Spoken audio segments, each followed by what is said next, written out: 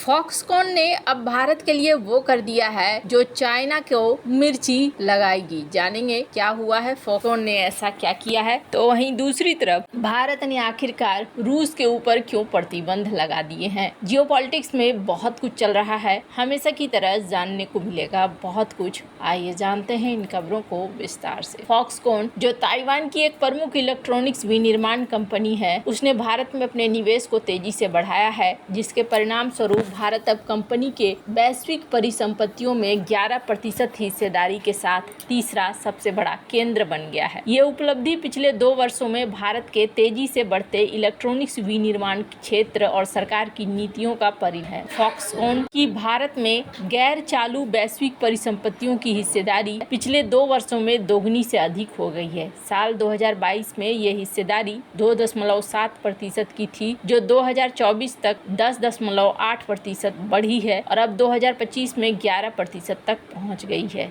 भारत ने Taiwan, America, Mexico को पीछे छोड़ते हुए फॉक्सकॉन के लिए तीसरा सबसे बड़ा वैश्विक केंद्र बन गया है। ये केवल 2 वर्षों में शीर्ष 5 से बाहर से तीसरे स्थान तक की उल्लेखनीय छलांग है। फॉक्सकॉन ने भारत में $1.5 अरब लगभग 12,500 करोड़ रुपए का निवेश किया, जिसमें तमिलनाडु के ओरागदम में एक नया संयंत्र शामिल है जो आईफोन के लिए डिस्प्ले मॉड्यूल और अब आईफोन के बाहरी केसिंग का प्रोडक्शन करेगा। भारत में फॉक्सकॉन की सुविधाएं अब वैश्विक स्तर पर एप्पल के 18% आईफोन का प्रोडक्शन करती हैं, जो कुछ वर्ष पहले केवल एकल अंकों में था। मार्च-मई 2025 में फॉक्सकॉन ने भारत से $3.2 अरब मूल्य के आईफोन निर्यात किए, जिनमें से 97% अमेरिका को भेजे गए। फॉक्सकॉन ने एचसीएल ग्रुप के साथ मिलकर उत्तर प्रदेश में एक सेमीकंडक्टर संयंत्र स्थापित करने के लिए $432 मिलियन का निवेश किया, जो स्मार्टफोन, लैपटॉप और कारों के डिस्प्ले ड्राइवर चिप्स का प्रोडक्शन करेगा। इसके अलावा हैदराबाद में फॉक्सकॉन ने एयरपोर्ट्स का उत्पादन शुरू किया है। भारत सरकार की मेक इन इंडिया पहल और सेमीकंडक्टर मिशन के तहत 50% सब्सिडी ने फॉक्सकॉन जैसे वैश्विक दिग्गजों को आकर्षित किया है। भारत में कुशल और लागत प्रभावी श्रम शक्ति उपलब्ध है। उदाहरण के लिए फॉक्सकॉन की कर्नाटक सुविधा में 50 से 80% कर्मचारी महिलाएं हैं, जो लागत को और कम करती हैं। अमेरिका और चीन व्यापार तनाव के कारण एप्पल ने अपने उत्पादन का बड़ा हिस्सा चीन से भारत में स्थानांतरित किया है, ताकि अमेरिकी टैरिफ से बचा जा सके। भारत में स्मार्टफोन की मांग 67,000 करोड़ रुपए तक पहुंच गई है, जो फॉक्सकॉन के लिए स्थानीय बाजार को और आकर्षक बनाती है। विशेषज्ञों का मानना है कि 2025 तक एप्पल भारत में अपने प्रोडक्शन को दोगुना करेगा, जिससे फॉक्सकॉन की भारत इकाई वियतनाम को भी पीछे छोड़ सकती है। फॉक्सकॉन की नई योजनाएं जैसे तमिलनाडु में आईफोन केसिंग का प्रोडक्शन भारत को वैश्विक आपूर्ति श्रृंखला में और मजबूती प्रदान करेगी। फॉक्सकॉन की भारत में सफलता को समझने के लिए एक ऐतिहासिक उदाहरण मारुति सुजुकी का है। 1980 के दशक में भारत सरकार ने जापान की सुजुकी मोटर कॉरपोरेशन के साथ मिलकर मारुति उद्योग लिमिटेड की स्थापना की। उस समय भारत का ऑटोमोबाइल क्षेत्र सीमित था और आयातित कारें बहुत महंगी। मारुति 800 जो 1983 में लॉन्च हुई, उसने कम कीमत और ईंधन दक्षता के कारण भारतीय मध्यम वर्ग के बीच क्रांति ला दी। जैसे फॉक्सकॉन आज भारत को वैश्विक इलेक्ट्रॉनिक्स विनिर्माण का केंद्र बनाने में मदद कर रहा है, वैसे ही मारुति ने भारत को ऑटोमोबाइल उत्पादन का हब बनाया। सरकारी नीतियों और विदेशी निवेश ने इसमें महत्वपूर्ण भूमिका निभाई। मारुति ने न केवल भारत में वाहनों की मांग को बढ़ाया, बल्कि निर्यात को भी बढ़ावा दिया और स्थानीय आपूर्तिकर्ता को विकसित किया। आज भारत दुनिया के सबसे बड़े ऑटोमोबाइल निर्यातकों में से एक है। फॉक्सकॉन भी इसी तरह भारत में इलेक्ट्रॉनिक्स आपूर्ति श्रृंखला को मजबूत कर रहा है। विश्व बैंक के लॉजिस्टिक प्रदर्शन सूचकांक में भारत 2023 में 38वें स्थान पर था, जो मलेशिया और थाईलैंड जैसे देशों से पीछे है। भारत में घटकों पर उच्च आयात कर स्थानीय असेंबली को महंगा बनाते हैं। यदि अमेरिका चीन व्यापार तनाव कम होता है तो भारत में प्रोडक्शन ट्रांसफर की गति धीमी हो सकती है। फॉक्सकॉन का भारत में 11% वैश्विक परिसंपत्ति हिस्सेदारी तक पहुंचना एक महत्वपूर्ण उपलब्धि है, जो भारत की मेक इन इंडिया पहल, कुशल श्रम शक्ति और भू राजनीतिक रणनीति का परिणाम है। मारुति सुजुकी की तरह फॉक्सकॉन भारत को इलेक्ट्रॉनिक्स विनिर्माण का वैश्विक केंद्र बनाने की दिशा में अग्रसर है। ये न केवल भारत की आर्थिक स्थिति को मजबूत करेगा, बल्कि स्थानीय आपूर्तिकर्ताओं और रोजगार सृजन को भी बढ़ावा देगा। खैर, अब जहां एक तरफ ये देखने को मिल रहा है, वहीं भारत और ताइवान के आर्थिक आर्थिक संबंधों का भी विस्तार हो रहा है। ताइवान और भारत के बीच आर्थिक संबंध हाल के सालों में तेजी से विकसित हुए हैं। ताइवान जो वैश्विक स्तर पर semiconductor, printed circuit board production में अग्रणीय है, अब भारत के साथ व्यापार को अन्य क्षेत्रों जैसे कृत्रिम बुद्धिमत्ता, 5G, इलेक्ट्रिक वाहन और नवीनीकरण में विस्तार देना चाहता है। जून 2025 में PhD chambers of commerce industry के नेतृत्व में एक भारतीय व्यापारिक प्रतिनिधि मंडल ने ताइवान का दौरा किया। इस प्रतिनिधि मंडल ने प्लास्टिक, रसायन, इलेक्ट्रिक्स, टेक्नोलॉजी, शिक्षा और चाय जैसे विविध क्षेत्रों के प्रतिनिधि शामिल थे। इस दौरे ने दोनों देशों के बीच नए व्यापार और निवेश अवसरों की खोज को बढ़ावा दिया। ताइवान की कंपनियां जैसे फॉक्सकॉन, इन्वेंटेक, फिशन, सिनो अमेरिकन सिलिकॉन भारत में अपने निवेश को बढ़ा रही हैं। उदाहरण के लिए फॉक्सकॉन ने भारत में $1.5 अरब का निवेश किया, जिसमें तमिलनाडु में एक नया संयंत्र शामिल है जो एप्पल के आईफोन के लिए डिस्प्ले मॉड्यूल और केसिंग का प्रोडक्शन करेगा। ताइवान भारत को चाइना +1 रणनीति के तहत एक महत्वपूर्ण वैकल्पिक विनिर्माण केंद्र के रूप में देखता है। ये रणनीति ताइवान को चीन पर अपनी निर्भरता कम करने और भारत जैसे देशों में निवेश बढ़ाने के लिए प्रेरित करती है। ताइवान विश्व में सेमीकंडक्टर प्रोडक्शन में 63.8% की हिस्सेदारी रखता है और 90% से अधिक एडवांस चिप्स का प्रोडक्शन करता है। भारत की सेमीकंडक्टर मिशन ताइवानी कंपनियों जैसे power chip semiconductor manufacturing corporation के साथ सहयोग को बढ़ावा दे रही है। उदाहरण के लिए टाटा इलेक्ट्रॉनिक्स और PSMC ने गुजरात के धोलेरा में $11 अरब की लागत से भारत का पहला 12 नैनोमीटर वेफर फैब्रिकेशन प्लांट स्थापित करने की घोषणा की। ताइवान का हार्डवेयर विनिर्माण में दबदबा है, जबकि भारत सॉफ्टवेयर विकास और AI में मजबूत है। दोनों देश AI, इंटरनेट ऑफ थिंग्स और 5G इंफ्रास्ट्रक्चर से सहयोग के अवसर तलाश रहे हैं। ताइवान को सौर पैनल और ऊर्जा भंडारण प्रौद्योगिकी में भी अच्छी खासी यहाँ पर बढ़त हासिल है। खैर, अब भारत को यहाँ कहीं न कहीं फायदा भी हो रहा है, लेकिन इसी बीच ये देखने को मिला है भारत ने चीन, ताइवान, रूस से आयातित चुनिंदा प्रोडक्टों पर 5 साल की एंटी डंपिंग ड्यूटी लगाई है। ये कदम भारत के घरेलू उद्योगों को सस्ते आयात से होने वाले नुकसान से बचाने के लिए उठाया गया है। ये ड्यूटी विशेष रूप से अल्युमिनियम फॉयल और एक रासायनिक सॉल्वेंट और एक जड़ी बूटी नाशक पर लगाई गई है। 3 प्रमुख उत्पादों पर एंटी डंपिंग ड्यूटी लगाई गई है। अल्युमिनियम फॉयल, चीन से आयातित अल्युमिनियम फॉयल पर $479 से $721 प्रति मीट्रिक टन की ड्यूटी लगाई गई है। ये ड्यूटी 17 मार्च से प्रभावी होगी, 5 साल तक लागू रहेगी। इसके अलावा